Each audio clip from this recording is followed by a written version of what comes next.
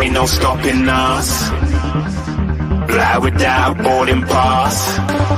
Couldn't catch me, I'll be moving fast. Call me a shooting star. Let 'em know who you are. Flying up in a bar. Wish on a star. Time to show 'em who's in charge. Call me a shooting star.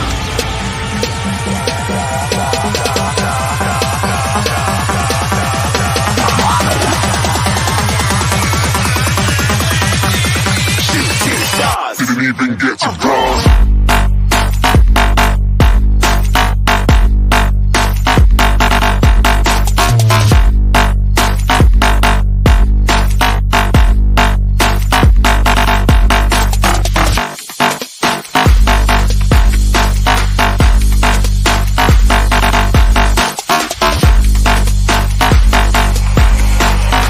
I said I'm moving too far. Get to glass.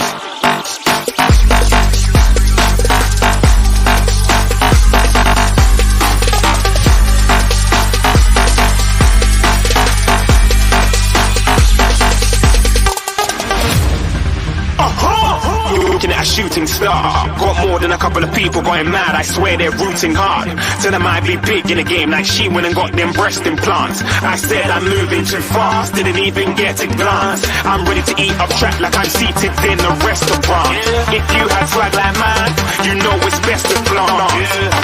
We aren't hating because you aren't. Shining like it's neon. Rock like Kings of Leon. Shooting stars across the galaxy. I stand out, so don't be mad at me. Infiltrate, I'm with my strategy. When I turn up, then I just have to leave. Shooting stars across the galaxy. I stand out, so don't be mad at me.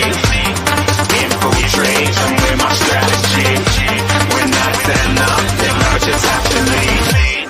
Yeah, shoot, yeah, shoot, yeah, shooting, yeah, shooting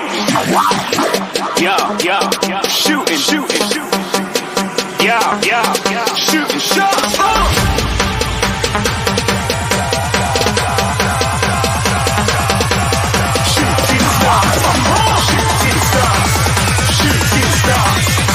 Shooting stars. Didn't even get to cross.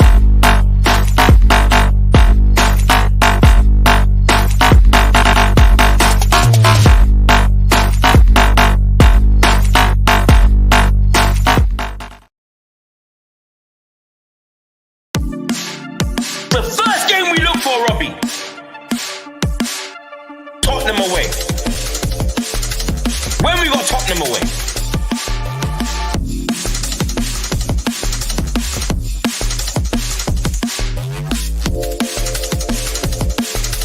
Tottenham away. When we got Tottenham away?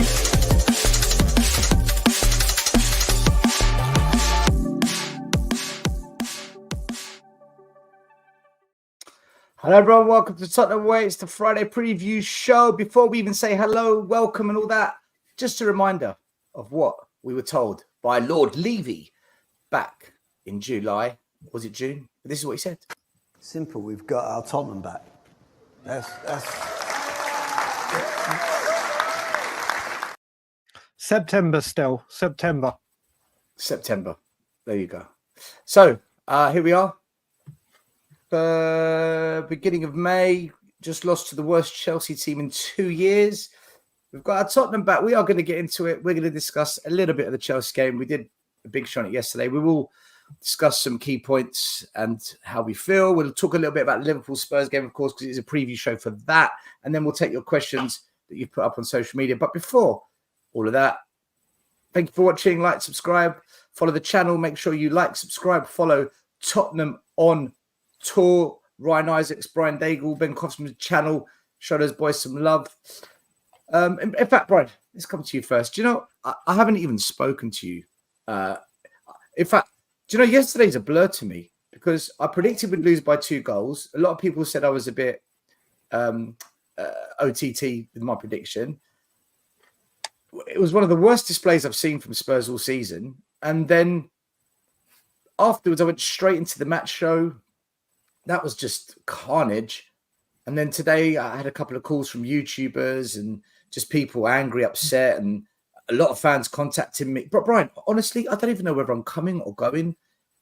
How do you feel? And because you weren't on We Are Tottenham TV yesterday, so I thought either he's not well or he's going to absolutely lose the plot, so he's staying away. It can only be one of the two. So it was a bit of both. Yeah. It was a bit of both still, in all honesty. First of all, I will say, if my memory serves me correct, it's someone's birthday tomorrow. So happy birthday tomorrow for Stel. But it is tomorrow, isn't it? Yeah. It is tomorrow, isn't it? Yeah, it's tomorrow. Mate, just be thankful. Just be thankful Spurs aren't playing on a Saturday because they'd ruined your birthday. So they've done. They moved the Liverpool game from the Saturday to the Sunday. They've done you a favour. They've done you a favour. Sky's done you a favour. Mate, listen, I didn't go on We Are Tottenham TV. Reason I didn't is I went on after the Arsenal game and so many people in the comments were going, oh, do you know what? We really played well in bits. We were really unlucky. If the referee had done this and if we had done that, it could have been so different. And I was like, well, yeah, it could have been, but it wasn't. They wouldn't have scored those two. We wouldn't have scored our two if it hadn't been for a complete kamikaze from Raya and that penalty. So I took a load of abuse for what I was saying in the comments. As you know, we get Stel. And I was saying it simply isn't good enough. I'm sick and tired of the excuses. I'm sick and tired of hearing players coming out and saying, Son came out and said we can take positives from it. I was like, so I just looked at it. I was like, do you know what? I said we're going to get 0 points from the next 3 games, being Arsenal, Chelsea and Liverpool. And I thought, Joe, I'll let this one sit. I'll let this one just go by. And then if we lose to Liverpool, I'll go on. When we lose to Liverpool. Then when we whatever with City. Because I'm sick of, you know what? It's got to the point now where across social media as well, this fan base is just deluded. This fan base is weak. This fan base, the stuff I'm hearing now, it's the windows have improved this season, last 2 seasons. Well, yeah, we might have got players in early. We might have signed potentially good players, but look where we are now. Do we have strength in depth? No. Kulusevski has fallen off a cliff. Maddison, God knows what's happened to him. Just everything is falling to pieces, yet people will still say everything's rosy in the garden, where it's not. It's not. We're kind of one of those. You know when the health inspector comes around to look at hotels and your hotel's a mess and you hear the hotel inspectors about, so all the hotels start trying to clean everything up before the big inspection? That's what we are right now. When we got mold all over the place, it stinks, and yet we do nothing about it, and you just hear all the ridiculousness. I thought, do you know what? Like I said to you just before off air, I've slept most of the last 2 days, and I watched the Spurs game, and I wish I hadn't. So I was just like, nope, I'm not going on tonight. But I was absolutely seething at the performance, absolutely seething. Yeah, a lot of fans were, and rightly so. Matt, we had a brief WhatsApp chat, but nothing too much for me to know where you're at. I went up to Newcastle. I said, I think we can get a draw there. You said to me, "No, we're due a loss," and we lost. You said that we'd beat Arsenal. I said, "No, we won't beat them." And then this game, I can't remember what you predicted for Chelsea, but I predicted a loss. I think you predicted a draw. Matt, where are you at now? Because you called me up the other day and said, "Stel, keep the faith. Keep the faith. Don't lose the faith." That man. Listen, it's a tough sell. It's a tough sell at the moment, and where am I? I am. A change had to happen, as in where we finished the season last season with no direction, no clear plan. Postecoglou came in, who was possibly 3rd or 4th choice for the job. That in itself tells you where Spurs were in the kind of the who wants the job. Notice Arne Slot didn't need much persuasion when Liverpool came to the table. So I still think that there are. No, I don't think. I know the root of all the evil within the football club is with the man upstairs, and he will only allow the playing side to go so far. And it's almost like a cartel where that's the front of the shop that looks pretty and it's kind of demonstrated on Company's House as a football club. But the reality is what goes on behind, which is real estate, hotels and revenue. That is the real business. Tottenham Hotspur Football Club is the smokescreen.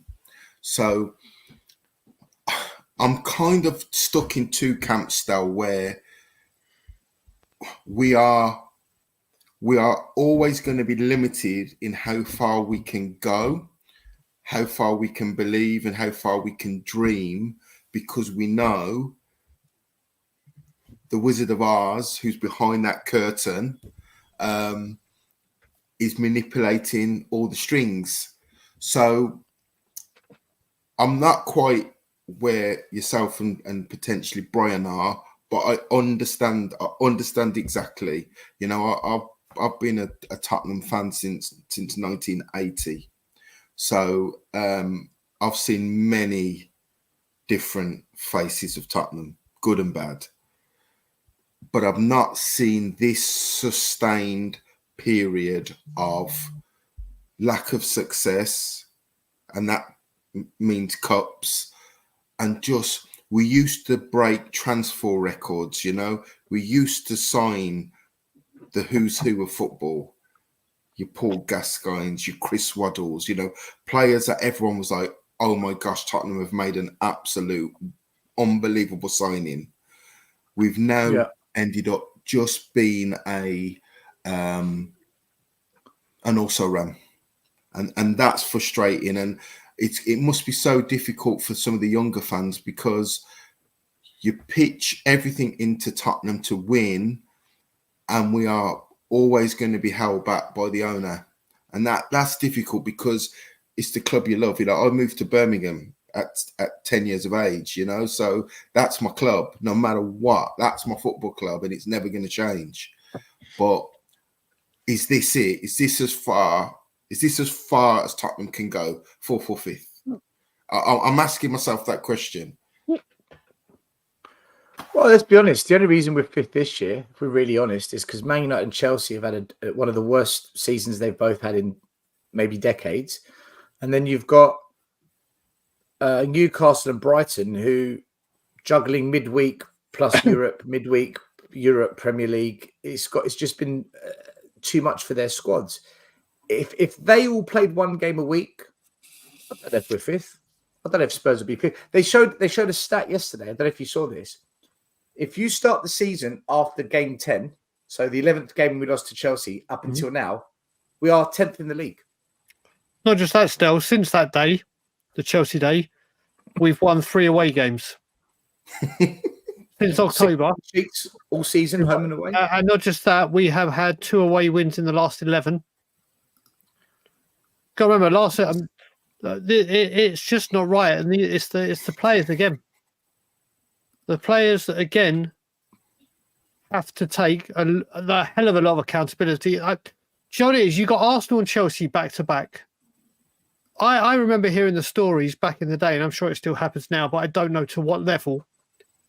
Where when you walk through the door, you were told how important Arsenal and Chelsea, and you can say West Ham as well, how important these 6 games are. And whatever happens, you give everything on the pitch, because this is the one we don't lose. This is the one where we show up. We've taken 2 points out of 18 from that 6. 2 points out of 18. It's unacceptable. Well, there was some stats post-match, actually. Chelsea have won. Okay, forget that one. Tottenham have lost each of their last 3 Premier League games, as many defeats as they suffered in their previous 16. Maurizio Pochettino is the first manager to complete a Premier League double over Tottenham, having previously managed them in the competition. Spurs have conceded 22 goals from set pieces this season in the Premier League, including penalties, with only Nottingham Forest and Sheffield United worse. So we are relegation level set piece conceders. And then Tottenham have kept one clean sheet in their last 17 league games, while their total of just 6 shutouts is their lowest since 2006. So, look, clearly, defensively, we're a joke. That's the reality. Defensively, we're a mess. Going forward, we're not as bad, but now that that's drying up a bit, it's compounding the defeats, isn't it? That's what's causing defeats. We're not even scoring. We can't get out of the mess when we get into it. But I wanted to ask you this, okay? Someone on social media put this up today. Arteta's first season, Spurs fans would have had him sacked by November. But they stuck by him. They gave him the players who can play his system. Maybe we should try the same. Now, this was before you say that, Stel, just very quickly, and what this person is stupid and should have realised, all of that was done through COVID. The fans weren't even at the stadium. So it doesn't even matter when. It wouldn't have been the fans would have got him out. That whole thing that they're going on about, I'm sure if there had been fans at the Emirates during that period, then there might have been a difference. Well, Brian, right. So I looked into it and I replied to him. This is what I said. There's a big difference here. I brought up the COVID thing, by the way. I said to him, Arsenal changed owners and chairman the year just before Arteta came in. Kroenke didn't have full control until 5-6 years ago. He only recently put his son Josh in charge. We've got same owner, same chairman. Their chairman and Edu had 10,000 Arsenal fans protest on the Emirates. It was on Sky News. It was all over the media. That triggered the Spotify guy to come out and say, I'll buy the club. I'll make you great again. And off the back of that, the chairman and Vinay, who was one of the board members, came out and they publicly said, Arteta's our man and we are going to financially back him.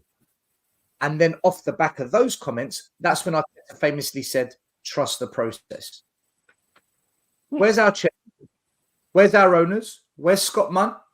Where's the, this is our guy, we're going to back him? Where's the 10,000 Spurs fans descending on White Hart Lane, demanding enough's enough? And to top it off, Arsenal have shown intent. That £100 million Declan Rice signing, that changed the game. That's when Arsenal said, we're going to behave like the big boys. We've publicly come out and said, that's not for us. So, I mean, this is great, but the variables are different. Our chairman's behaving differently. Our manager's saying things that their manager didn't say. There's no public support for Ange, and our fans, like you said at the start of the show, Brian, we are a bit of a joke. So what do you guys think of those things? Like, because I think Arsenal fans demanded the changes. And I think the owners, they showed that what they said, they backed it as well. Do you see Levy, Scott Munn, any of them coming out, speaking to us, telling us, calm, trust the process? Or Matt, you go first whilst I stop laughing. He's laughing. Yeah, listen, not a chance. We can bypass the question if you want. We can pretend I didn't ask. Not a chance. Levy's done his decade fans forum, and it was bang when we were unbeaten in, I think it was the 8th or 9th game of the season that he done the fans forum. So he was red hot. You know, there was still obviously a percentage of fans that wanted him out, but his stock was as high as it's been in the last 5 years in that first 10 games. So that's when he wheeled out the fans forum, got his point across, and then crawled back under his rock. So not a chance.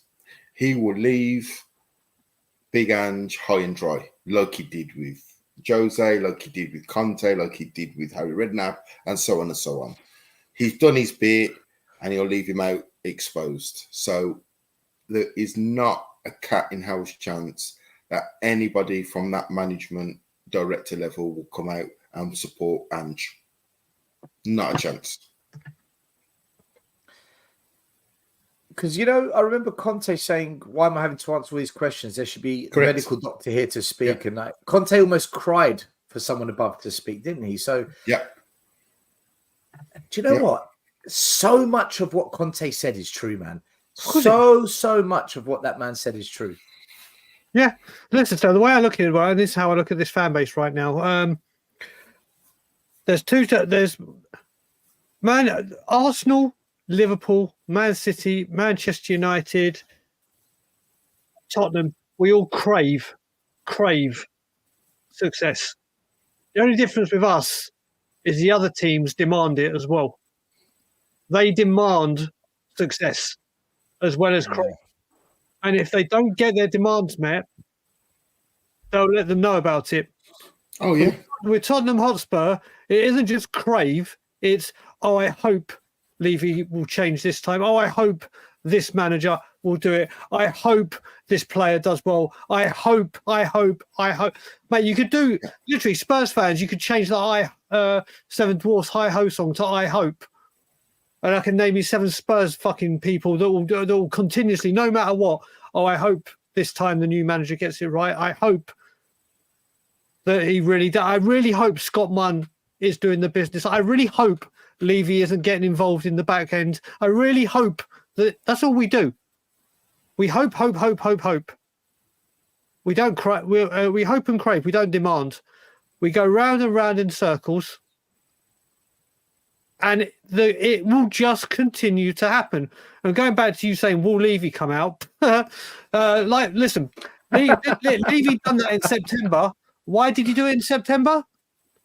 Because things were flying. If he hadn't done that, do you reckon he'd come out right now and say, right, we're going to have an AGM at the end of April, or we're going to have it before the Manchester City game?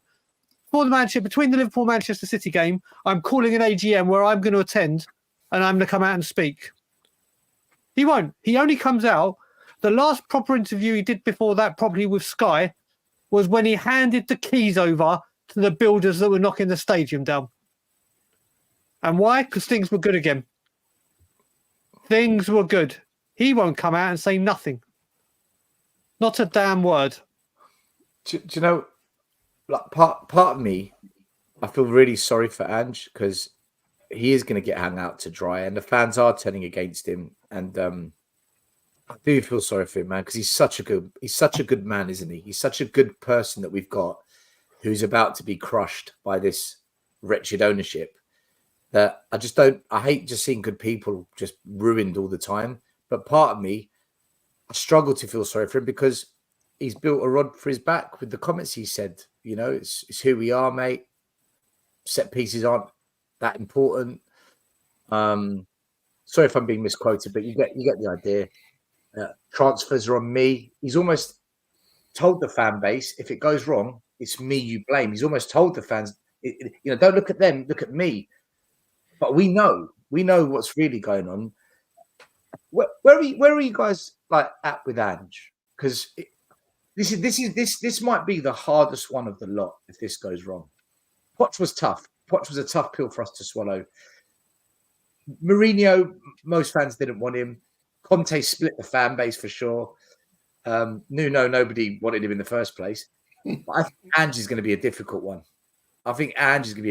Because so many fans have said we're going in the right direction in big, loving Big Ange instead. And, he's the right man for us. He's the perfect fit. If they turn on him, my God, the fans have got nowhere.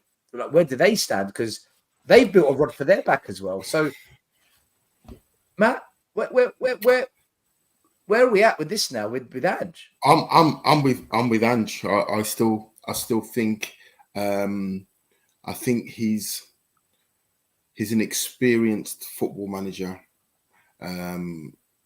Yes, not at the level of the Premier League before, but I think what I like about him is he's putting his name in the firing line.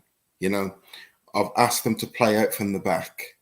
If they make a mistake, it's on me. But I've asked him. So he made that message abundantly clear in pre-season. I have a way, I have a style of playing. Some of the players will be on board with it, some of them won't. But that's on me. So I admire that. His message has been consistent all the way through. He will have to tweak some of his openness. Matt, can I ask you a question just before you crack on? You say that you admire that he said it's on me. Yeah. I admire a manager like Conte who said, Jed Spence wasn't my signing. It's a club signing. They wanted him. And the reason I admire that is because I personally feel Conte was more honest, whereas I feel Ange is a yes man that's trying to just keep people happy. I think it's a little bit in the middle still. I think his stock is not quite obviously of a Conte or a Jose where his CV speaks for itself. So I think he's realised. I think he's realised that he's got to be a little bit flexible in his demands with the board, especially early on. And he said early on in some of his interviews that he hasn't done anything yet. So I think he realises that. So I think some of it, I will agree, is a PR stunt in some of the phrases that he's come out with. But the part I admire is what I'm talking about, the risk football, play out from the back. I have a system that has worked for me throughout my career. I believe in it, and I want this to happen here. But then Conte had a system, and Mourinho had a system that worked out throughout their careers as well, though, until they came here. But hang on. But as of yet, he hasn't thrown an individual player under the bus, whereas Conte and Jose did. That I found with Conte. Yeah, he's more media friendly. I agree. Yeah. What he's saying in the dressing room and in the training ground, we don't know. But in front of the paparazzi, is that a good thing, Matt? Is that a good thing? Because Fergie wasn't media friendly, and he won everything. Fergie and the media clashed a lot, but he was made of but again, as some people call the minerals. He had the minerals. Don't forget though, he never won anything in his first 4 seasons at Man United, and the nose were out. I'm old enough to remember he was getting pelters by the press. Yeah, he was. This isn't Scotland. You're in England. He hadn't won anything for 4 seasons. Yeah. No, you're right. You're right. I've got an article I forwarded to you where a senior member of the Man United Supporters Trust said, "Get Fergie out." But Matt, no, remember, because he finished second, then they dropped to 11th, and then they bounced back again. But when the newspapers were going after Fergie, and when the media were all going after Fergie, the chairman said, "You're my man. You ain't going anywhere." And it's in the documentary as well. So I go back to the start of the show where Arteta, when the going got tough, the Cronkies came out. We're not hearing anything again. Surely Ange has to call the board out. At some point, Matt, does Ange need to call the board out and say, "Where are you?" 100%. 100%. But to answer your question, what I admire about Ange is on the football part of it, he is saying, if you make a mistake, it's on me. Media, press, it's on me. I've asked them to play this way. That's the part I admire. When I played football, I loved the manager that said, "Go and express yourself. If you put one over the stand, get back in the position for the next one." Aren't some of our players taking the piss out of him, though, Matt? Aren't some of our players abusing his goodness? Well, the worry now is, guys, I looked at some of their faces yesterday. Some of them almost look like they want to throw him under the bus. It almost looked. I looked at Højbjerg. There's 2 or 3 players that look like, do you know what? You might go before me. They had that type of body language to me. That was the worry. That's the worry. Brian, let me ask you something, right? Go on, Brian. Off the back of what Matt said, after the Arsenal game, Iggy said in our WhatsApp group, and he came on the Monday night show and said, "Boys, these players have checked out. these players are checked out. And I said, Iggy, what are you talking about? They're checked out.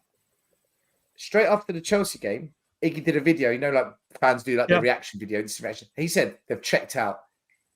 Do you think Iggy's right? Do you think our players have checked out? And if so, how is that acceptable? And what does the manager do about this? Because we've still got to go, guys. We've got Anfield on Sunday. Yep, we got listen. What I will say with it is, first of all, with Ange, I'm fully behind him. I'm like Matt. I still think he will get it right, but it always hinges on him being able to get the right play. It's clear that we need the players to play his system, and we haven't got them. It's clear. So, unlike any other manager, he needs the exact players he wants. Not a carbon copy. Not this is a youngster that will be there in 3-4 years. He needs that player in right here, right now. As for some of the players, I said when we first started this stream still that these 2 games we've just had are the games that you show up at more than any. You give your absolutely everything for. Like if they just picked 11 Spurs fans to go represent Spurs against Arsenal, we'd all run through brick walls. We would all leave everything on the pitch. We'd all do everything we could. These players, I mean, like I said, I think Kulusevski checked out in about November. There's just been players. Listen, Heung-min Son again. Play him on the left. Play him on the left. That's where he's better. Was he playing yesterday? Did he do anything? Maddison was dropped to the bench, and rightfully so. I don't know what Ange's problem is with, and like I said, fully behind him. But why is Lo Celso coming on with 5 minutes to go every game? What is he going to change? What's he going to change? No, it's just these players. But we've seen these players throw managers under the bus before, and there seems to be this kind of setting at Spurs where we heard about player power back in the day when they started doing all their imaging rights and all their endorsements and everything, and how they held the power with their contracts if they're in the last year and everything. It seems like it's player power at Tottenham in the changing room. If they don't like what's going on, if they're working too hard, they'll get the manager thrown out. I know a lot of the players are gone now, but there's still players there where it's looking like, because that has been the blueprint for previous managers gone by, it seems to be the setting where the players can get the manager out whenever they feel like it. And these performances are exactly like Iggy said. They have checked out. We looked at the circus yesterday. Big thank you to Anthony Clark, new channel member. Welcome, my man. Eugene, who was on the show yesterday, he's put a super chat in saying, we need stability for at least 2 years under Ange. We have to send a message to the players that they can't down tools when things get hard. Right. Let me ask you on this. I agree we need stability, but is it with Ange? And the reason I say that, he signed Vicario, he signed Van der Ven, and we are worse defensively now. We are actually worse than last season defensively. He brought in Brennan Johnson. He's gone missing again in the big game, something I've been banging on about. Again, another big game he's gone missing in.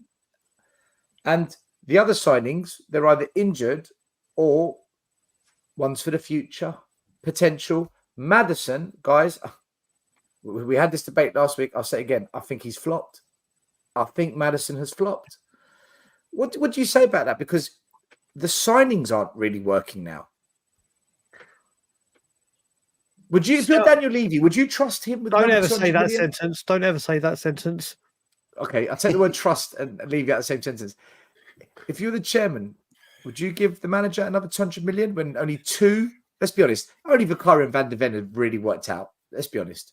Unless you think another player's worked out. Yeah, I would. Go on, Matt. You go first. Go on, Matt. Yeah, I would. I think the challenge is still we've got people who I would call in the halfway house. So you got a section of players that have come the end of the season. They've got 1 year left on their contracts. I didn't like the body language yesterday. You can get beat away from home. You can get beat by Chelsea. As much as obviously there are rivals, thing that disturbed me about yesterday was the body language. You look at the second goal, look at Højbjerg and look at Son. Look at how they looked at each other after the ball went in. Very worrying signs. I think he needs almost like Pochettino, where in his book he talks about players that. But Matt Poch was progressing the team towards the end of his first season. We've just lost the worst Chelsea team in 20 years. They had to play two kids, forced to play two kids. Let me show you something, Matt. Matt, look at this. Have a look at this. Right? I couldn't believe it. Sorry, I'm making a mess. I'm pushing all the wrong buttons here, guys. Sorry. That's what I do. Right, Chelsea squad. Right. So Gilchrist comes in. Look at the bench. Bettinelli, Casadi, Washington, Sturge, Turianen, Castledine, Achimpong, George, mate, they're kids. Look at our bench. Skip, Højbjerg, Dragusin, Maddison, Hill, Lo Celso, Bentancur. One kid, Mikey Moore. How the hell? How are we going to the most broken, busted Chelsea team and Poch does the double on us and we didn't even look like we could compete with them, Matt? But still, you've got players. This is why fans are angry. You know that. This is why fans are angry. Go back, watch the game. I recorded it. Go back and when the camera goes to the dugout, look at the body language. Look at Maddison whispering in someone's ear. Matt, look, I saw the manager. He lost it. I've never seen Ange like that. But still, that has to happen. He was like me. He was like me on social media. That has to happen. That has to happen because he has to. These things have to happen in real life, not in the training ground. This has to happen in real life. So nobody can be left in any doubt of what needs to happen. He's seen it.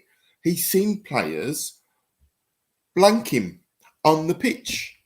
He's shouting instructions and players have been there still. They look away. And he's barking orders and they're looking the other way. Can't continue. Can't continue. I would not be surprised if one or two of his signings aren't at Tottenham next season. Brian. Yeah. You and I have had disagreements on this. I'm going to ask you now after that game. Kulusevski, Brennan Johnson,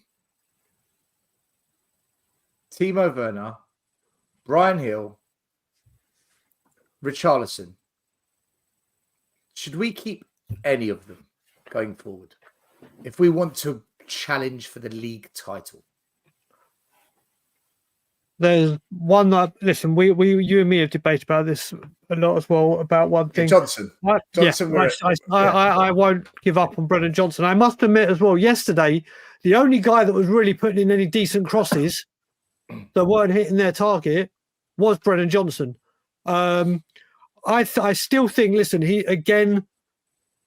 it's just the whole front line ain't working still, is it? It's just not working. Even Son, Brian, we might have to replace him. I said after the North London Derby day on We Are Tottenham TV, with this £200 million that's been branded about, I said that just needs to go on our front line at the moment. Let alone the other positions. We need to spend big. Teams plan for when big players leave. We don't. We react 3-4 seasons after a big player goes. Oh, we'll find the replacement. And you look at it when we go into this window as well. Someone mentioned it.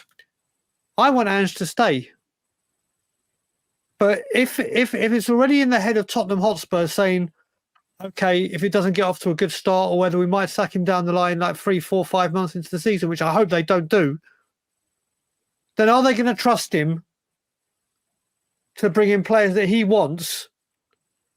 If again, they're already thinking, right, if this don't work out, I don't think they are, but it puts that spanner in the works. I honestly, Johnson needs better players around him. Johnson, the way these players get better as well is they up their game playing around bigger and better players.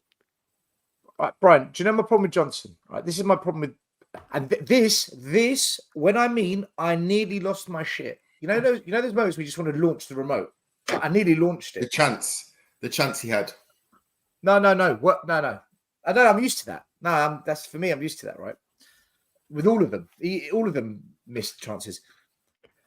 Right.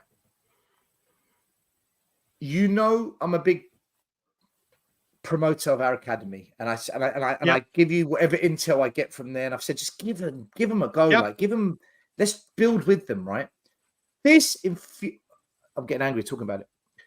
Madueke, ex-Spurs academy, not good enough for Tottenham, not capable to play for Spurs. We sent him abroad. Chelsea have bought him, and guess what? Yeah, but I was going to mention this earlier. Completed as many dribbles as all the Tottenham players combined at half time. He was ripping us. And Brian, I think I was more angry that an ex-Spurs player wasn't given a chance at the club that made him, and he goes to our rivals, and he's doing well with Poch, who at the time was the manager of Spurs. But can I say he was at the academy when Poch was? I'm getting angry. And what killed me is I never see Brian Johnson with those kind of stats. Most dribbles in a game. Brian Johnson, yeah? Yeah, Brian Johnson, yeah. Brennan Johnson.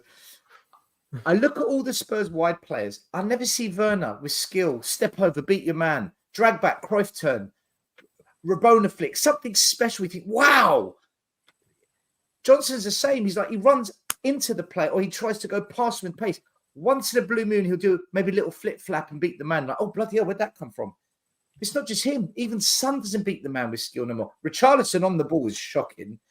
I just feel that we've got the most creative individual players that can use skill to beat a man. It's not just Brennan, all of them. That's kind of why I disagree with you. But he does put some good crosses in. I'll give him that. He does put. I think there was one that Emerson, if he was a bit quicker, could have got at the end too. And maybe scored. There's a couple for Richie as well. He like I said, still you look at it. This guy is, and you know what? Because he's Spurs trained, and we train our academy kids to dribble. That's why Santiago is so good now. Yep. I don't know. Mate, listen, you and I know this still. We're here talking about every April, come May, whatever. We're talking about this. It's the end of another season, and here we go. Listen, I would have loved to have seen Jamie Donnelly, but he was actually helping Spurs get to a Premier League 2 final yesterday, coming down. We're 3-0 down at half-time to Forest. We ended up winning 4-3. So we got to another final. The youngsters are there. The youngsters have been flying. But we've just never given them a chance. Doesn't matter what manager is there. Does not matter. And Jamie Donnelly has been outstanding all season. Absolutely on another level. But he hasn't had time. We're just poor, mate. Last season, our problem wasn't scoring goals because we had Kane. It was conceding them. Well, now we're conceding them and not scoring them. And it's just, you brought up that stat that made you angry. So, you know what made me angry? I saw a tweet with an Ange comment saying, I don't think set pieces are the problem. I'm not going to spend all day on this, blah, blah, blah, blah, blah. Then you had Chavalar doing a tweet, and he said, we realised that Spurs have a weak spot on free kicks, so we trained extra hard on free kicks. Nice. What a surprise. The set pieces is a major issue. It is a major issue, and the more he comes out and says, let's face it, I think every one of us was sat at home, and every time they got a corner, when they got their free kick that Gallagher scored, when they scored that goal, I was like, it's a goal. Somehow this is going to end up in a goal. Brian, do you remember the corner before the one they scored, where the ball's been whipped in, and Vicario, he was in two minds whether to catch it or punch it, and then him and Richarlison collided, and Vicario got some kind of hands onto it, and it kind of bundled into a dangerous area, and we got away with it. You could see we look nervous. As a team, we look nervous from set pieces. Every team knows it. Every team, like we've got Liverpool next, they've got a load of height. They can. Virgil van Dijk. I don't know why. I don't know if someone was winding me up, but I think he might be out. unless that was a complete wind up. Someone's just trying to wind me up. Yeah. It doesn't matter. It doesn't matter whether, Yeah, whether he's exactly, fit or Matt, not. exactly. They've got people. Kanate, Exactly. whoever, doesn't matter. Darwin They've Núñez, he's not they've bad, got yeah. people that can take a set piece. Problem. Gomez from Wolves, who's about 5'9", Yep. walks into a 6-yard box and There you go. and headers unchallenged. It doesn't matter who did it. Look, what worries me, and I'm going to try to be balanced here. What worries me with Ange is the detail.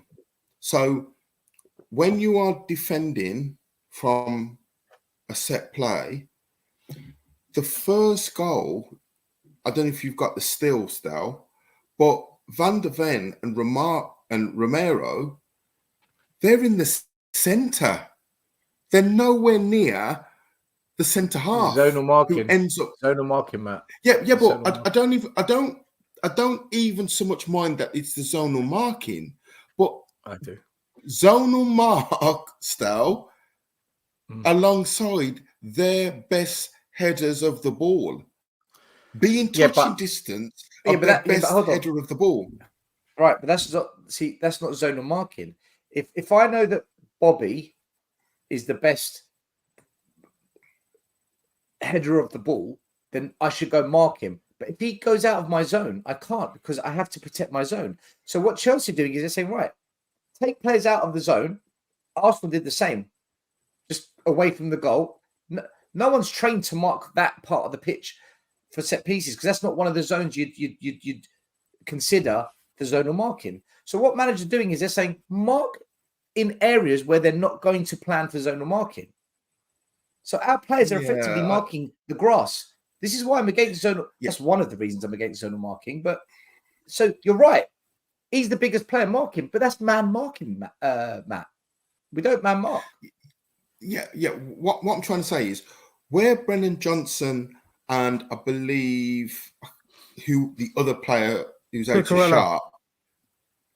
All right, the Tottenham player. So there's Brennan Johnson with Cucurella. Who's the guy next to Cucurella, the Spurs player? Not Brennan Johnson, the other guy. Is that Romero? Royal? Not Romero, Emerson. Is that Emerson Royal? The one Cucurella's holding? No, in front of him. Johnson. That's Brennan Johnson. Emerson. Yeah, that's Emerson. I'm on about the guy next. So the nearest Emerson. Tottenham player to Brennan Johnson is Emerson Royal. That needs to be one of Romero and Van de Ven, surely, because where they're standing, he cannot affect the game there. He cannot affect the game there. The Arsenal game, Matt, I agree. If you look at the Arsenal game, though, we did the same thing. We all lined up closely like that. We did the same thing against Arsenal. So for me, they've been told to do this. I think what we're lacking here is... This is what I'm saying. Yeah. This is what I'm saying. I agree. But Ange said it's not a big priority. We don't need to work on it. That's where I'm concerned with Ange, that it's the detail. He's lacking the detail. You can have 90% possession, but every time that ball goes out for a free kick or corner and we concede, it undoes the 90% possession. It's pointless. It's redundant, that 90% possession, because every time a corner comes into our box, Vicario reminds me of Aurelio Gomez. You know that flapping? He's got that hint of he unnerves the defenders. He's not calm. The one weakness of Vicario is he looks hesitant. He looks nervous. Any player standing around him or crouching on his toes, he looks all flappy.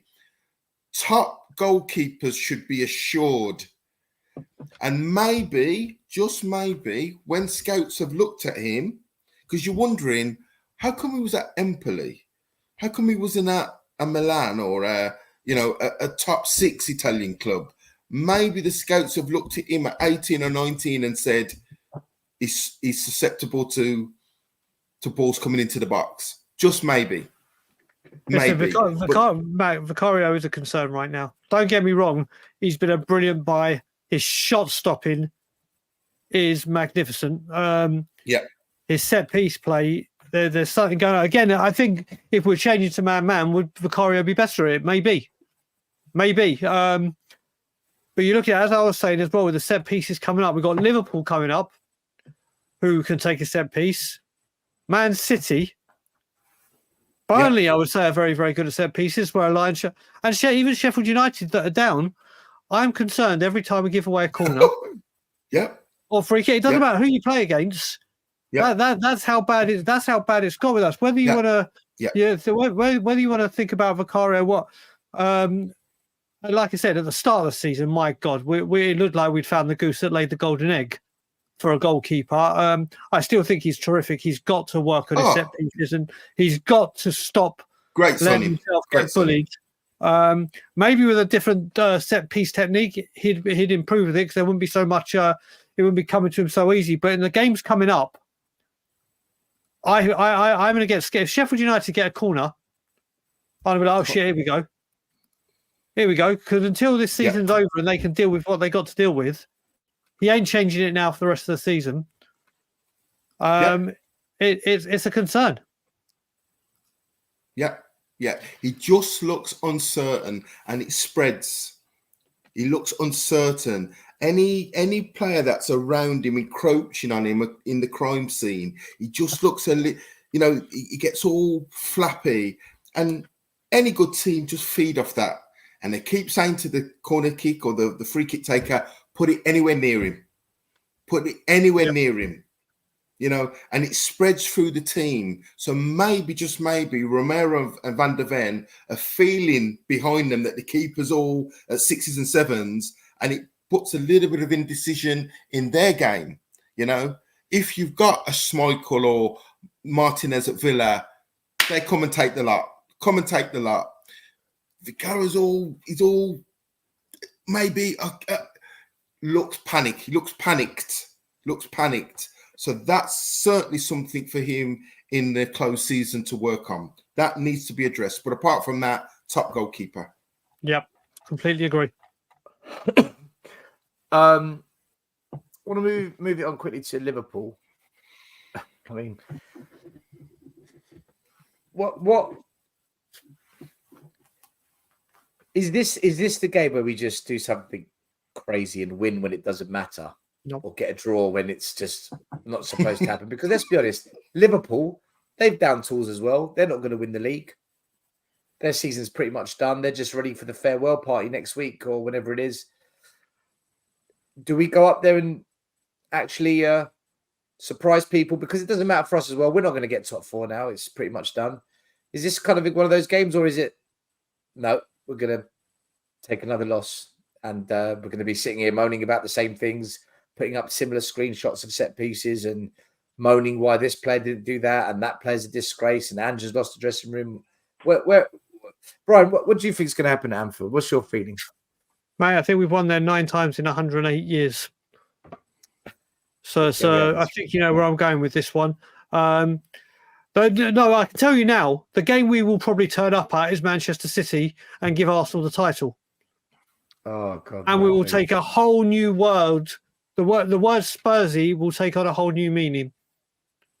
That'll be the game. We'll go, oh, we might as well show up for this game. You watch. No, we ain't beating Liverpool. Not in a million years. We're not drawing at Anfield in a million years. I said before the Chelsea game still, Chelsea could have played their whole youth team and they probably would have beaten us because of the mental block and jinx that we have with that club. It got so bad. I was listening to Jason bloody Cundy. Jason Cundy was in the game that in the 1990s. This, I mean, I hate talking about it, but this made me laugh and get so angry at the same time. He was in the game that Gary Lineker scored the winning goal in 1990.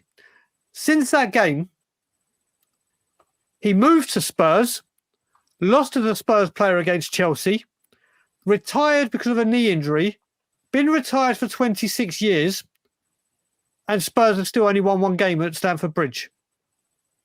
Since then, through all that in his life, and Liverpool is exactly the same.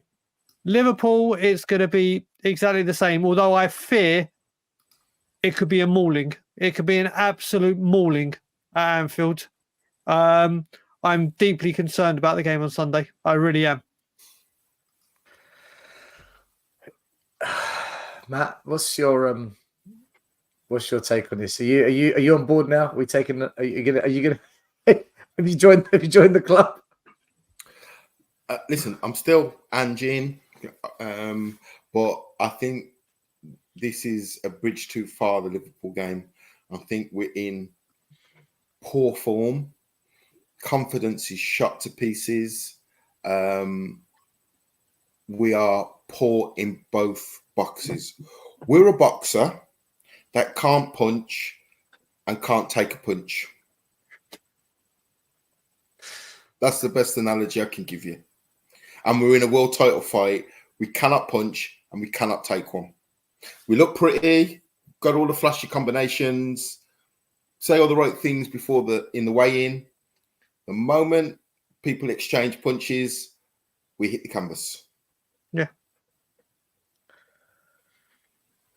So you think we're losing then? I couldn't be more certain of a result than Anfield away. We do well to get a 0. But you got you. The thing is as well, and I took pelters for it when I did this, and I've been saying for months now we're not good enough for Champions League, and yet sections of this fan base were like, "Oh, we got to get fourth to do this. We got to get fourth. Fourth." We'd have been embarrassed. We would have been embarrassed in next year's Champions League. Imagine us versus Bayern Munich. Oh my god! Oh my god! Harry Kane against us. Leroy Sané, Gnabry, Kimmich. Mate, but don't worry, we get to see you'll get to go to see Harry Kane playing for Bayern against Spurs in the build up to the season. So there'll be that. But yeah, listen, it's like Matt said beautifully, and I might have to nick that. We'll be lucky to get 0. I might have to nick that, Matt. Yeah, we will. I think we will. I think we lose for sure, but I'm not convinced it's going to be a battering. I think it could be like a 2-0, a 3-1, maybe even a 1-0. Because Liverpool aren't that great. If we get battered, and Ange's job could be on the line. Still, let me just change that for you. Well, we're talking about set pieces, and then I inform you Trent Alexander-Arnold will be taking their set pieces. Yeah. And any free kick, anything. And someone said as well, I think it was Lappers, big up Lappers, said as well, during the game, look at his eye for passes and delivery to stretch people. Because we play our high line, Trent Alexander, those players, when you say, like when we had Ericssons and people like that, they make the runs because they know the ball will find them. That's Salah's why they start. That's and Beckham, when Beckham used to, if Beckham got the ball to cross, you ran because you know the ball's getting in there. Well, Trent Alexander at the ball, and then you look at Liverpool's pace with Diaz, with Salah, who's not been on form. They've got a lot of pace in their team, and Trent is going to have a goddamn field day. Listen, I think most Spurs fans think it's going to be a loss. The only good news for me is it's Greek Easter on Sunday, so I'll be with the family, eating, drinking, barbecuing, and I'll probably be a little bit tipsy. I think we should all become Greek still. Let's all become Greek and just go to celebrate Greek Easter with everyone. Do you know what? How is Ange managing on Greek Easter? Like that's a big thing, to not do Greek Easter as a Greek. Like I'm just saying that it's a big deal for him not to be with like that, to be a family day. Maybe he pulls a sickie. Imagine he pulls a sickie and Ryan Mason wins. That'd be funny. Guys, we're going to go to some questions from you guys for another half an hour, then we're going to wrap it up. Make sure you like and subscribe to the channel. Make sure you follow Tottenham on tour. In fact, by the way, I forgot to mention something. There was an absolutely sensational caller to Talk Sport. I've put the link here. In fact, let me put it in the chat as well. When I mean, he was articulate, he was well spoken, he was bang on point with everything, and he put all the blame on Levy. But if you hear the points he landed, I honestly thought to myself, wow, you sound like Brian and I, but... You're talking about Dave? He called in. He's from North London, but he's moved to Australia. You're talking about Dave. He's mate. Wait a minute. I just put something in the Of course, private you know chat. him. Of course, Brian knows him. Of course I know, mate. So do you. Do I? Share the private Mate, chat. Share the private chat. Listen, hats off to him. Hats off to him. He's I'll tell you that. Fantastic. He's part of the Cheese Room podcast. Not on weekly. I speak with him a lot. He is so Levy out. It's ridiculous. Brian, what he said was spot on. Point. On point. Absolutely spot on. He's a really, really good guy, Dave. Really good guy. He sounded like us, but without the fireworks. Yeah, but that's the thing that we've said before still, hasn't it? Where we've said things weeks, months, days before people. There's someone like Alistair Gold or someone else will say it. When we say it, we get pelters. But when they say it, it's, do you know what? He's right. It's like, I said that. Yeah, I've been thinking that too. Yeah, I'm like, okay, yeah. But listen, guys, I've put the link in the chat. Honestly, go listen to it. It was so good. Big up to Huddersfield Town, new channel member, Phil P and Harmless Potato, 22 months and 4 months. Thank you, guys. Appreciate your support. Phil P in the house. Woo! Phil P is Ange in. I'm right. I heard the call of Talk Sport. You're spot on. Yeah, Bill, I fully agree, my man. I fully agree. Let's go to some questions. So the first one, season's over. Might as well play the kids. They will play with more pride than the first. Okay, it's a bit of a wild one, but do you think we should just, if we know we're going to get Europa, whatever happens, would you just play the kids? Would you just give them a go, or do you think it's not the way to do it? The way I've always said this, you look at this.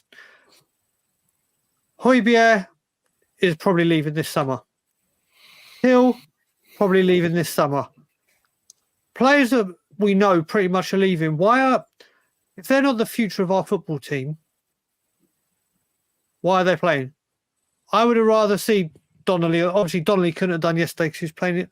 But I'd rather see Donnelly on the bench than Brian Hill, because Jamie Donnelly is a huge part of this country or of this team's future. Please God, if we don't let him go as well. People like Højbjerg, if he's going, why are you playing him? Or why are we playing him? Go get one of the youngsters. I'm not saying swap all 11, but there are players. Destiny's out. Destiny is out. We are now playing a right back and left back to cover it because we don't have a left back. What you do in the youth team that are flying. Yeah. If Champions League was still up for grabs and we could, like, as serious like we're only 1 or 2 points, then I can kind of maybe understand not doing it. But now, why are you playing players that do not, by the sounds of it, don't have a future at this football club when you got people in the youth doing well that are going to be the heartbeat of it? So it just winds me up. Yeah. Why are we playing players that aren't going to be next year and just denying a young player a chance to learn? Matt, you agree with Brian on that one? Yeah, I would have loved to have seen some of the younger pros get a debut or get some minutes. What was alarming for me is when we had that injury curse, and there was like Ashley Phillips and was on the bench but wasn't getting on, and I've just found that very strange. Not saying he's going to be the next Ledley King, but Ledley King made his debut at 18 against Liverpool. So if you're good enough, you're old enough. So I just found that strange. I just found the putting on Brian Hill yesterday, playing Højbjerg against Arsenal. He's just, and I'm Anjin, I'm Anjin, but he's made, and pressure bursts pipes, and he's under pressure, and you can see his demeanour changing. So he's making some fundamental mistakes, and it's creeping in. And any type of weakness, the players that want him out, they're playing to that. I urge you to watch that game back I watched it this morning. Watch the game back. Watch the body language. Watch when the ball goes out of play. Watch how one or two players look at each other. Look at how they conduct themselves on the dugout out of his eye shot. There's a mini mutiny going on there. There's some worrying signs. So playing the youngsters, if he hasn't played them for 33, 34 games, why is he going to play them in the last 3 or 4? Yep. Can't really argue. That comment you just brought up, Stel, about is Ange sending a message playing these players. Do you know how many times we've said that? Mark's got a good point. Yeah. This is the thing. The reason that we played all these guys at Fulham was so Ange can take a look at them and see what the reason with Conte, why it's why Conte didn't play Spence to send a message. Yeah, it's against the point. They may be doing it to send a message, but the person you're trying to send the message to doesn't listen or doesn't care. That's the thing. Do you know what? When it comes to Ange, listen, I'll be honest with you guys. I don't care whether he stays or go. I really don't care. It doesn't bother me in the slightest. But my point is this. If he goes and the chairman stays, then I've got a massive problem bigger than ever before. Because the first person that should go, if we're going to change something, is Levy. He has to, for me, that has to be the first piece. Everything else is immaterial to me. So I'm not bothered about Ange. If he stays and he turns it around, brilliant. If he stays and he gets sacked, it's not the end of the world for me. But if Levy's still here, you're going to see a different side to me this time out because I'm not going through it again. It's too much. Yeah, Craig actually made it. Big up, Craig. Yeah. Why is this guy not get? Why is this guy? It's so frustrating. Brian, see, this is it's things like this which is making those that are Ange out proper Ange out. It's fueling the. Do you know what the reality is? And I was saying this to Sava last night, and I was saying it to one or two others on the show last night. We have to wait until the summer because we just need to see who he gets rid of, who he keeps, what Ange does with the board and the decisions they make. Because we could get rid of 10 players, bring in 5 really good players, and then you start seeing Dragusin come in, and then you start seeing the team better, and you think, whoa, okay, this is more like it. Or you might see a lot of the shit stay. He's still playing them, and you're seeing this again, and then he's in deep trouble. Or, as what a lot of Australians have said to me, and they keep saying it to me, and they said it last night, he gets levied, and he says, see you later, mate, and he walks. We don't know. So the reality is, we have to give him this summer, and then at least till Christmas, before any of us can say, right, this is what's going down. I mean, a few of us kind of know what's going down already.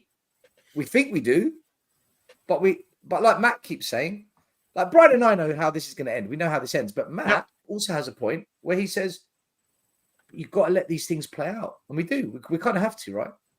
Of course. But I'm saying I'd rather see Radu at left back and see what he can do, even though he's not a left back. Yeah, I agree. Well, Emerson isn't a left back.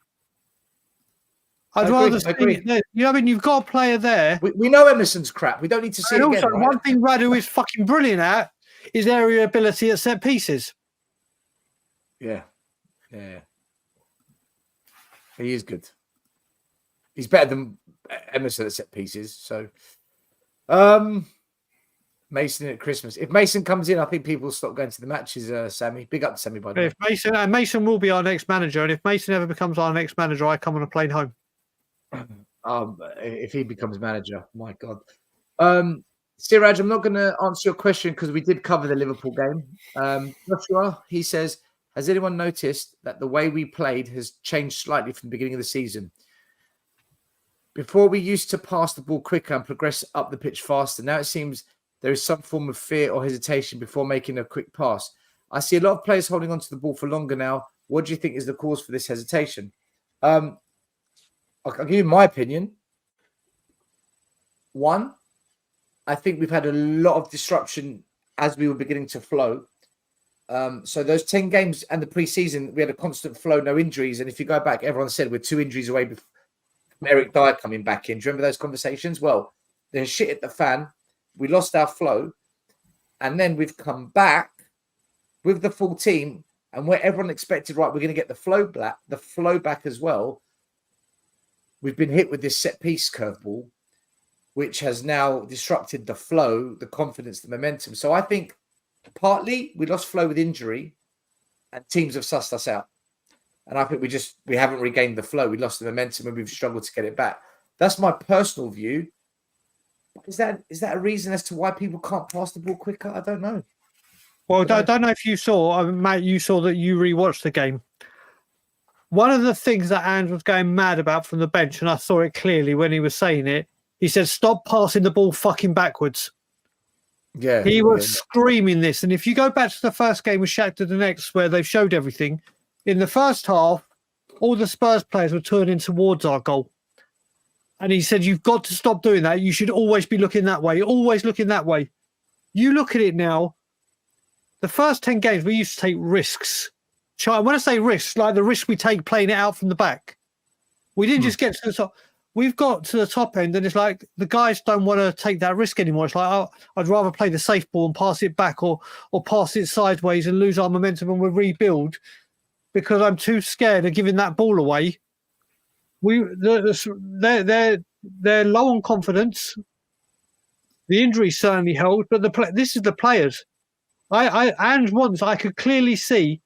There's been people that said Ange has been doing nothing on the touchline. He just stands there like that. It looks you could put a waxwork in his place because he doesn't move. Yada yada yada.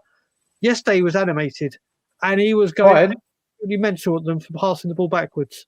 One thing I'll say though, there's moments where we should pass the ball forwards, but no one's making a run or no one's making the effort. Correct. That's what I'm saying. Like I said, they won't take. No one's taking the risks. Whether it be the runner, the passer, we get past the halfway line now, and it's either let's They try. Don't want it. They don't want it. They don't exactly. Don't want it.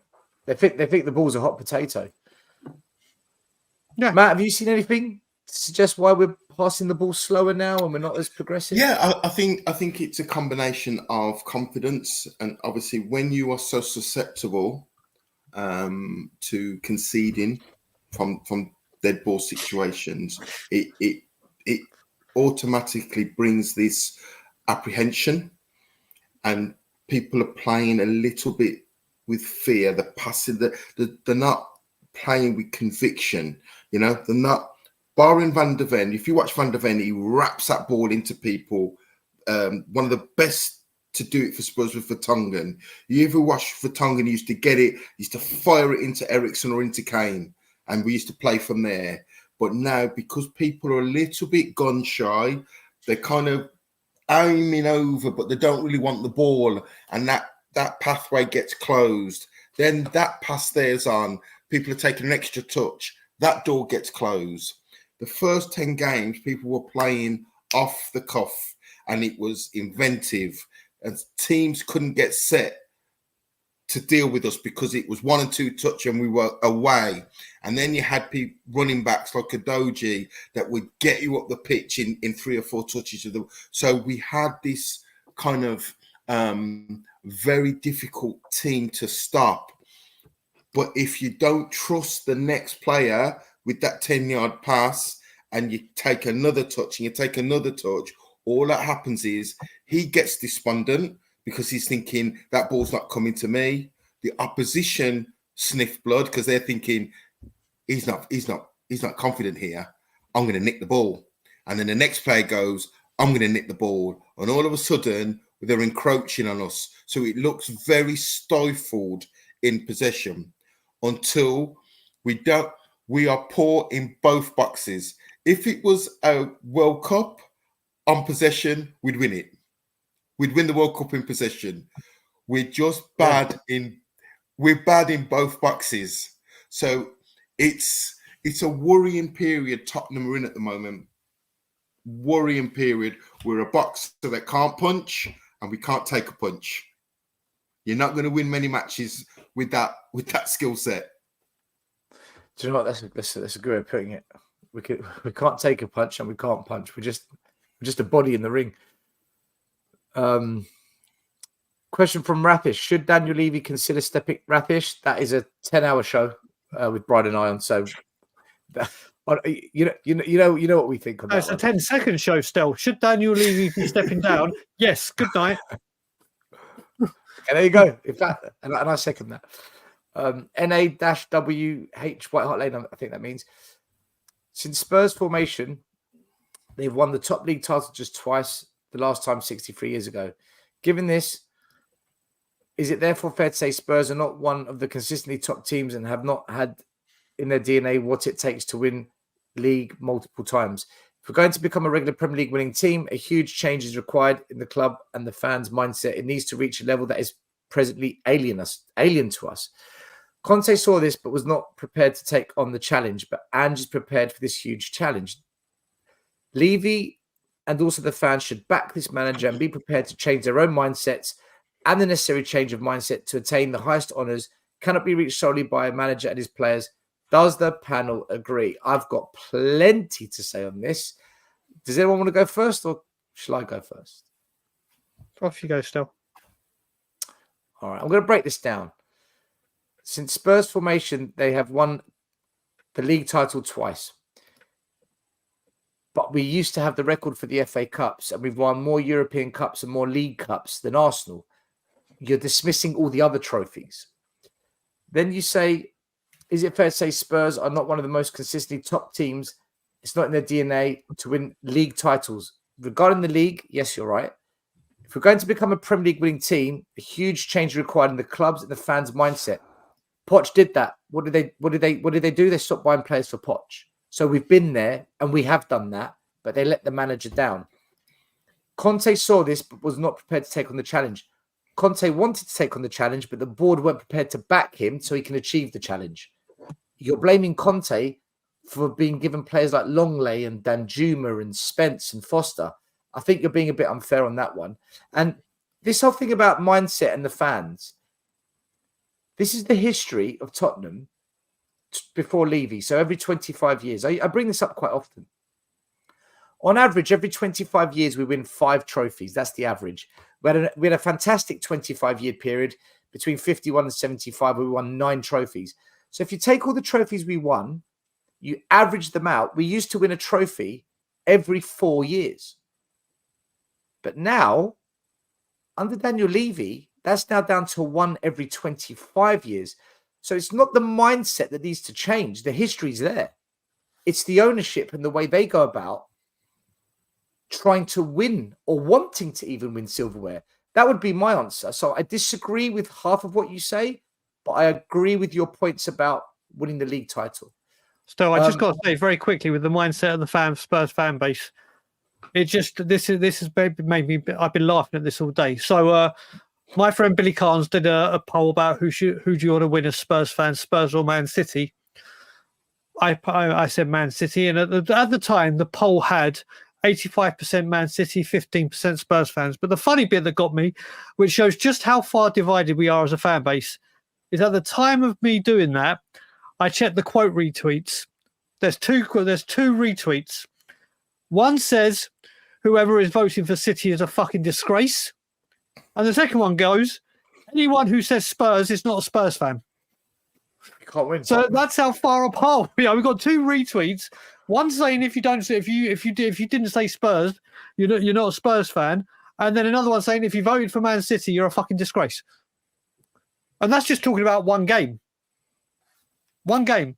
The fan base, like I said, listen. The fans pay a lot of have a huge amount to do with this, of how we go about for change. If people want change, but obviously I've never seen a more divided fan base in all my life. I've never seen it, but he keeps giving perks or keeps doing things. It's like, oh wow, we got a skywalk. Oh wow, we got this. Oh wow. And it's just. I've always said it's sleight of hand. Whilst you're looking over here, he's doing something over there. There is so much that needs to change. I hate the rhetoric as well. Like we're building a hotel. No, we're not. You are building a hotel. It's not we. What is this we? It's true. Do you know, Brian? I've been talking about our fan base for years now. But yep. Matt, what would you make of the comment regarding the mindset of the fans? Do we need to change our mindset? Are we Yeah, I started the show by asking a similar question, which is, what are Tottenham? What are we? Are we a fourth, fifth football club? And is that our ceiling under this ownership, or is it something more? Are we a corporate money magnet?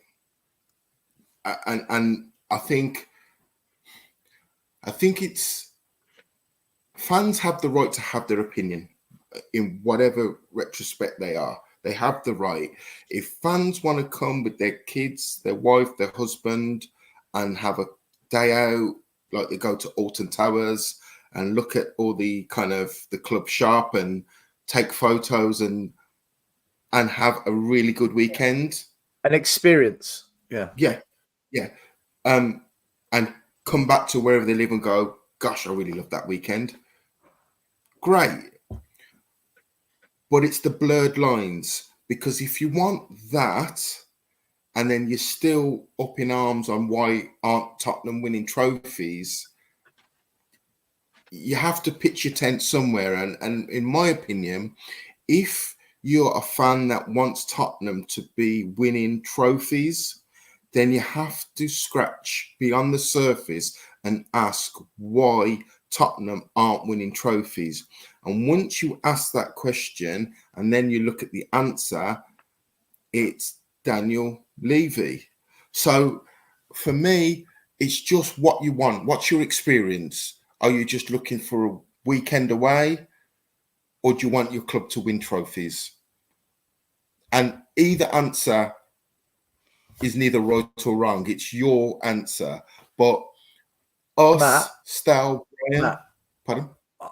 I did a poll, right, asking, what do you want? What is your number one priority? And it got split 4 ways. Some want trophies. Some want a day out, like you said, experience. Some want to feel that they're part of a journey. I don't know what that meant, but okay. Maybe they just watched Wizard of Oz and they think this is the Yellow Brick Road. And others said they don't mind as long as the club is run in an ethical, sustainable, self-sufficient way. So you got some people that support Spurs because they love the finance of the business. Some people because they think there's this mythical pathway to heavenly glory and they want to be on that pathway. Some, they just, like you said, they want a day out, enjoy the stadium, enjoy the shops. And others because they want us to win silverware. That's That's your conundrum. That's the conundrum. That's the conundrum. So when, I hate to say the words, but Matt, Arsenal... sorry. The other big six clubs, they're not like that. We're the only big six club that's like that. We're the only one that's split with. Okay. Most of the big six clubs, it's about winning. Yeah. They're different to us. Yeah. And I think that has been very cleverly and very carefully staged, managed to take the priority away from trophies. Levy and his PR machine have created this narrative that it's not about winning. You know, it's about being organic. It's about being within the community. So he's peddled that narrative that has now come through the corridors and now become script. Let me tell you a story, right? You know, we went on that winning run where we kept the first 10 games of the season. Yeah. I can't remember what game it was. It was one of those games where everyone, after the game, it was the comeback against Sheffield United when in the last minute we won it 2-1. We were 1-0 down. Yeah. When Kulu scored the winner. Everyone was in the south stand, banging on the staircases, banging on the walls, and everyone was bouncing up and down. And I was taking some video footage for the channel, and I thought, it's nice. I was enjoying the moment as well. I'm a Spurs fan, and they were singing all the Tottenham songs, and everyone was bouncing. And there was this man with his son next to me. I've turned around to him like, "You all right?" and he goes, and he leaned into me and he goes, "This is what we want. This is what we want. We just want to be entertained. Good football. Who cares about trophies?" At that point, I bit my tongue because he was with his son. And I thought, this is a lovely father and son moment. But I so fundamentally disagree with what you just said. And I want to argue this, but I can't because I don't want to ruin your moment. So for once, I did the sensible thing. And I went, yeah. Inside, I was freaking fuming. This is what we want. And do you know what? That is 25 years of high-grade marketing. Like you said, it's been really well engineered. But Senator Palpatine, he is the guy in control of Tottenham. He is the Senator Palpatine. Daniel Levy has got this in such a haze. He's got fans in a haze. They don't know what they want. They don't know what they want. The fans don't know what they want. Yeah. No, you're right. Brian, is there anything you want to add? Or not really to that conversation? No. Listen, I could easily go on a rant, but I'm tired of it. I'm tired of getting to the middle of May, and still, do you know what? I hate to bring this guy's name up, but DT at AFTV, when they lost to Liverpool and they lost to Munich, and he goes, "You can just play my reboot. You just play my interview from last season." Yeah, I remember that interview from last season because it's exactly the same now. Well, that's exactly where we are. Yeah. Every season we get to here, and it's like, still, you and me being on YouTube now. What? And it's yeah, and it's like just go watch what you and me were saying 2 years ago, 3 years ago, at this time of year. Nothing has changed with it. Nothing. Nothing's changed. Question from Phil P.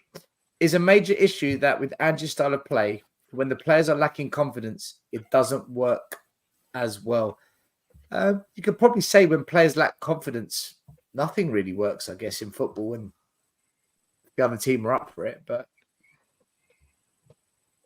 that's what it's confidence. Yeah. That's what we said before. Got another question here. Do you think, big up to Anthony, do you think Ange is losing the dressing room? Interesting question. Matt, you said some of the body language is a bit suspect. Is he losing? Yeah. Is he losing the dressing room? I think I'm not so much losing the dressing room. I think there are one or two players that are deliberately ignoring instructions, and that's starting to filter through. Watch Maddison on the bench. Watch Maddison on the bench. A ball went out of play or somebody miscontrols it. Watch Maddison. Watch Højbjerg and Son. There's two Spurs players and Jackson. When the ball bounces off the crossbar, bounces. Oh, that was so annoying. Bounces. Watch Højbjerg, then Son. Before Jackson even heads the ball, Højbjerg is moving towards him. Jackson then makes contact with his header. Højbjerg is the nearest person to clear the ball. Then Son kind of gets in his way. Look at the body language between the two of them. Yeah, I did notice that. To be honest, I was also more annoyed that how is he the only one reacting to a second ball, and our players, no one anticipates, no one can read that there's danger. I mean, it's a sensational free kick. Fair play to Cole Palmer. That deserved a goal. It was an unbelievable strike. But yeah, Brian, do you think he might be losing the dressing room? Do you think there's a couple of players that might be, nah, this ain't for me? I don't know. I think we're now getting close. We're getting to that part of the season where for European players and South American and American players, they've got the Copa America and Euros coming up. And if they're regulars in their team, do they want to pick up an injury? And not be able to go to Germany or wherever the Copa America is being set. Again, like I said, well, it's all well and good going down the data analysis that we're apparently going down for players, but does this data analysis show their mentality? Does it show their off-the-ball things that they can bring to this team? Because we seem to have players where they're not all up for the fight. And that's been a problem for years and years. Not just now. It's a problem under Conte, it's a problem under Podge, it's a problem under AVB, problem under Joel. And that's the concerning thing. I've said it a few times in this game. This game and the filth game, if one of us three are on the pitch, or any of the however many were in the are in the chat right now, they would run to the ball. As soon as that free kick went, they'd run to your natural instinct. Free kicks coming, balls bounced out. You go and protect your goalkeeper and try and get to the ball. As Matt mentioned that as well, you look at it from when that ball hit the bar to when it hit Jackson's head. It felt like it was in slow motion. It felt like someone had just put it on pause and just started doing it screen by screen. There was so much time where that ball was waiting to come down that players could have reacted, and they just didn't. And this is another part of when, like when Iggy said they've checked out. If that had happened in the beginning of the season, they would have got to there, or at least put pressure on Jackson. I think there's a big problem with the mentality of the players as well, not just on the ball. They're off the ball. It needs to be addressed. Oh man, these words, mentality, every year, every manager, every player, mentality. It's like we literally are DTFC, rinse and repeat. Yeah, go on, bro. No, I was going to say it's a sad case though still, because we are like that, but we talk. You and me will talk non-stop, and will not stop until that man has gone. I will not stop. You won't not stop. But it's like there's been different managers, there's been different players, and we get to April, May, and it's the same thing every time. It's just boring. Then what would happen if Ange was to go, and I do not want him to go? You know what will happen? Let's just say he was sacked, which I do not want. Rather than people going, oh, this was the last chance for Levy, he's got nowhere to go. They go, oh, let's give this guy 4 windows. It's a project. Let's give him some more time. Let's see what he does. If Ange was to go, which I hope he won't and don't think he will, this fan base will find another excuse to back this manager. See, Brian, do you know the problem I've got right now? Look, I'm not convinced by Ange. I'm not. But at the same time, I don't think any manager works under this ownership, so it doesn't matter. Right. But if you sack Ange, like, who do you actually bring in now? Because we had to go through 7 managers to get to Nuno. When that disastrously backfired, we then hit the panic button and went to the guy that said no to us and paid an absolutely insane amount of money to bring him in, Conte. He left, and then Potter said no, right? Nagelsmann said no. Arne Slot said, I'll use you to get a better deal at final. Now he's gone to Liverpool. As soon as Liverpool come, yeah, I'll have some of that. So we've ended up, Ange's like choice number 4 or 5. Who in their right mind comes to us if this works? If this doesn't work, the marketing ability to promote this job takes an even bigger knock. You literally are looking at Ryan Mason. That's what I think. Oh, you mentioned Graham Potter. If Graham Potter was offered to be the next man, no, but if he was offered, let's say we went down that road. If Graham Potter was offered this job, or if I was Graham Potter, I'd turn around and say, "No, I'd rather stay unemployed." Well, the only other professional manager that would take this job, but it would be, what I mean, it would be cosmic, out of this world shithousery, is Gareth Southgate. Oh, don't. I don't want him. Of course I don't. But he's the only professional manager you're thinking, yeah, he probably would take this after England, because he's not going to do better in club football. But we know how that ends. That ended. That he will last less than what Nuno did. So it's almost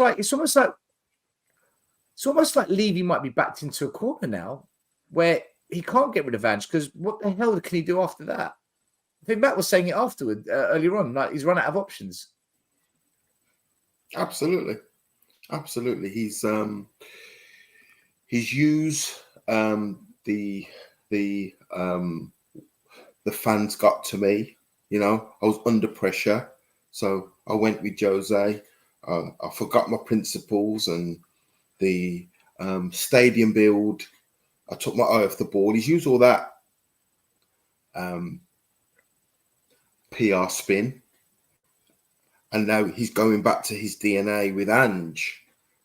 So if Ange doesn't work, and I'm actually in the camp, I think it will be more Ange walks than he sacks Ange, in my opinion.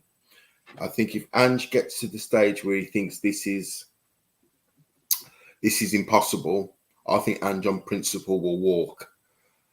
But I think it's a very. I think Ange, he's starting to show signs of pressure. He's becoming a lot more animated.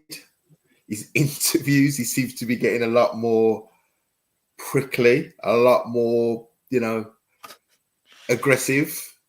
So God knows what happens after the Liverpool game if they stick the mic in front of him, what he's going to say then. But I just think we wanted change. Do you think Ange is just upset because he never got the Liverpool job? No, he's a Liverpool fan at heart. Maybe. No, I'm joking. I'm joking. No, not at all. Look, I think he's a very proud man. And I was just trying to bring some humour to our club, but he won't want this on his CV. He won't want this stain, this trajectory of results on his CV. So I think he will. Nor would Conte, nor would Jose. No, but they were bigger. They were bigger. They were bigger. That is not even a stain on Conte and Jose. They're too big. I think Ange won't want that stain. His first job in the English Premier League. I think he will, in the summer, he will rip up some contracts, and I think he'll put the cat amongst the pigeons. If he's allowed to rip up the contracts. Yeah, true. We've ended on Bele many times and we haven't. So true. Boys, I'm going to wrap it up. Let us know what channel you're on. Have your final say. Do what you got to do. Brian, thanks for coming on as always, brother. No worries. Always a pleasure coming on, brother. Tottenham tour going on all the time. I'll be doing my reaction after the Liverpool defeat. Ange management will come out after. What have I got to say? Happy birthday to you, Stelford, tomorrow. And you're a wanker, get out my club will be my final comments. Levy, get out. Matt, thanks for coming on as always, my man. Listen, thanks for the invite. I didn't know you're the same. May the 4th. My mum's May the 4th. Did not know that. Oh, really? No, I did not know that, mate. May the 4th. Listen, happy birthday to your mum as well. Happy birthday to your mum. Yeah, thank you, mate. No doubt we'll speak over the weekend, but look, I'm in for the long haul. I've been supporting Spurs for long enough. I'm here for the long haul. I just hope he gets more of his say than he doesn't. He's not going to get all of the things he wants in the summer, but I hope he gets more. And I think I think he's determined, and I think he will rip up some contracts in the summer, and we'll be a better outfit for next season. We're going to find out. Guys, thanks for all the birthday wishes in the chat. Much appreciated. A couple there for Matt's mum as well. I'm sure Matt will pass on the message to his lovely mother. Thank you to the super chat from Eugene and channel members Anthony, Huddersfield Town, Phil P, Harmless Potato. Big up to all you guys. We will be back on Sunday, our late night show. I don't know how that's going to work because I'm going to be with my family. So, yeah, just keep an eye on that. I think maybe 10, 11 p.m. we'll go live. Otherwise, guys, thanks for watching as always. You know my position. You know a few of us that come on here, our positions. It's always leave you out, Enoch out, get them out. They're the problem. Matt, Brian, have a good weekend, lads. And as always, Levy out. Levy out. The first game we look for, Robbie. Tottenham away. When we got Tottenham away. Tottenham away. When we got Tottenham away.